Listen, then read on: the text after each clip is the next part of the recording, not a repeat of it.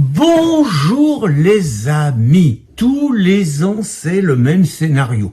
Le ministre de l'Intérieur, quel que soit sa couleur politique, et cela depuis une trentaine d'années, vous annonce des chiffres qui vous rassurent en vous disant que c'est vachement chouette cette année. Il y a eu moins de voitures brûlées que l'année dernière. Le problème n'est pas que c'est un véritable scandale qu'il y ait des voitures brûlées tous les 31 décembre. Non, c'est ce qui est bien, c'est le mec qui s'est fait prendre en photo avec les flics le 31 décembre dans la nuit et que le 1er janvier, il est à nouveau en train de se faire prendre en photo dans un commissariat montrant qu'il est un mec sur le terrain, ce qui révèle par ailleurs une belle santé, une belle bonne condition physique. Je serais curieux de faire des analyses d'urine des ministres de l'Intérieur par ailleurs, comme on fait pour les coureurs cyclistes.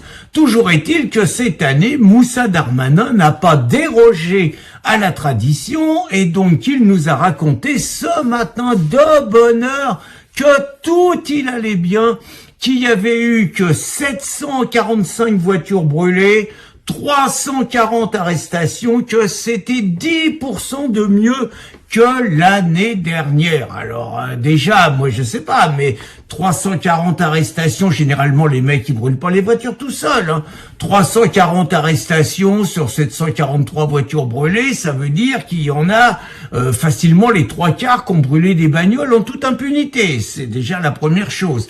La deuxième chose, c'est que je préfère, histoire de ne pas être trop maso, ne pas me poser des questions sur quel va être le sort des salopards qui s'amusent gratuitement à brûler des voitures de citoyens qui en ont juste un tout petit peu besoin pour aller bosser.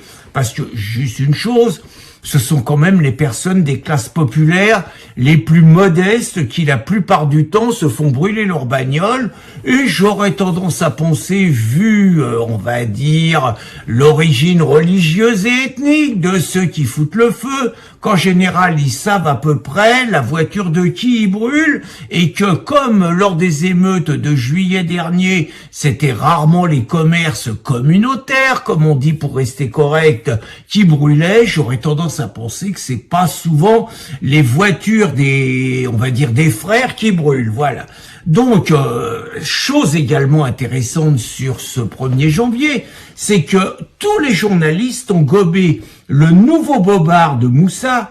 On connaît Moussa, c'est le roi du mensonge, c'est le roi, c'est super menteur Moussa. Donc on sait qu'il nous avait déjà sorti l'histoire des supporters anglais, on sait qu'il nous a sorti Kevin ou Matteo, on sait qu'il nous a sorti par rapport à des meuzes qui tuaient les gens au nom d'Allah Akbar, que c'était pas l'islam mais que c'était la psychanalyse. Et là, donc il nous sort le coup de 10% de moins d'incendie de bagnole. Sauf qu'il y a 33 000 journalistes en France. Il y a 33 000 journalistes en France.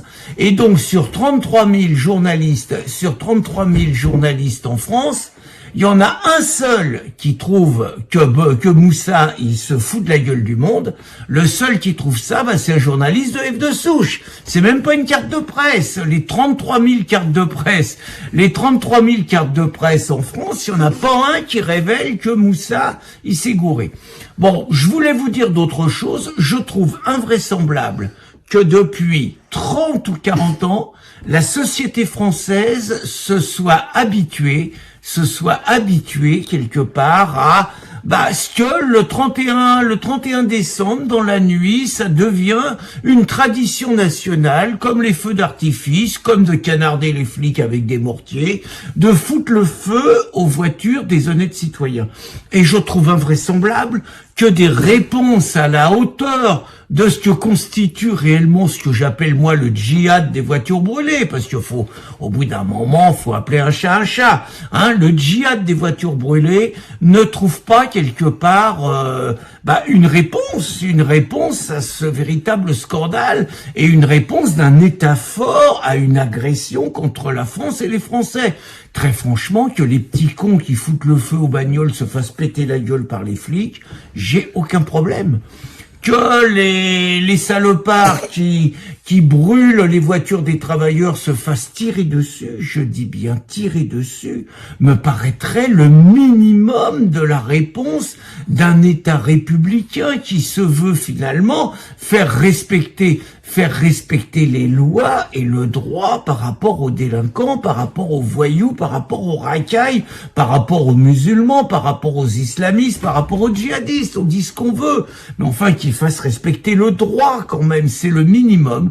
Et donc nous constatons que dans l'indifférence générale, avec 90 000 policiers mobilisés, je ne sais pas si vous voyez ce que c'est, 90 000 policiers et gendarmes mobilisés, 6 000 militaires de l'opération Sentinelle, je crois des dizaines de milliers de pompiers. Un ministre de l'Intérieur se permet de dire, de fanfaronner, parce que finalement, alors qu'il gonfle les chiffres, il paraît content qu'il y ait 600, 700 voitures brûlées. Donc, 700 voitures brûlées, c'est 7 par département. Juste, ça paraît ne pas lui poser de problème que ce 1er janvier, 700 Français seront privés de leur voiture pour aller voir leur famille, pour aller voir leurs amis, pour aller travailler pour ceux qui travaillent, pour se déplacer librement, pour aller faire les commissions et tout. 700 Français privés de voiture ne paraît poser aucun problème à Moussa, aucun problème aux journalistes, aucun problème aux politiques, et c'est tout juste si on n'exulte pas, parce qu'il n'y a pas eu un attentat islamiste, parce qu'il n'y a pas de mort cette nuit, et parce que finalement, il n'y a pas eu des dizaines de milliers de voitures brûlées. Je pense que tant qu'on s'adaptera à l'insupportabilité de l'agression de l'islam et de ces petits soldats d'Allah contre nos biens, contre nos valeurs, contre nos vies et tout, on ne pourra pas s'en sortir. Et je pense qu'il est nécessaire de dire qu'une seule voiture brûlée le 31 décembre, c'est une voiture brûlée de trop et que les policiers ont carte blanche, je dis bien carte blanche, pour réprimer les incendiaires comme il convient de le faire. Bonne journée les amis. Bonne journée. Bonne journée à tous.